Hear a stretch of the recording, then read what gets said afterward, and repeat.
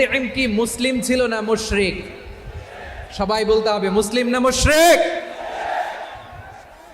তাহলে মুশরিকের কাছ থেকে নবী পলিটিক্যাল অ্যাসাইলাম, আধুনিক রাষ্ট্রবিজ্ঞানের ভাষায় পলিটিক্যাল অ্যাসাইলাম, যেটাকে বলে রাজনৈতিক আশ্রয়, ওনার আমান বা নিরাপত্তার এই ঘোষণায় তিনি মক্কায় ঢুকলেন। যতদিন নিরাপত্তা ছিল ছিলেন।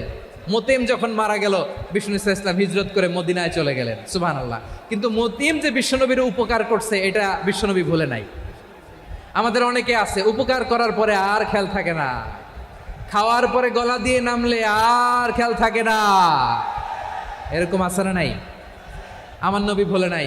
বদরের প্রান্তরে 70 জন কাফেরকে যখন বন্দী করে বিশ্বনবীর সামনে হাঁটু গেড়ে দাঁড় করানো হলো, বসানো হলো, 70 জন কাফের। কয়জন? বিশ্বনবী তাদের দিকে তাকিয়ে বললেন, সহিহ বুখারীর বর্ণনা, লাউ কানাল মুতঈম ইবনে আদি হাইয়ান সুম্মা কাল্লামানি হাউলা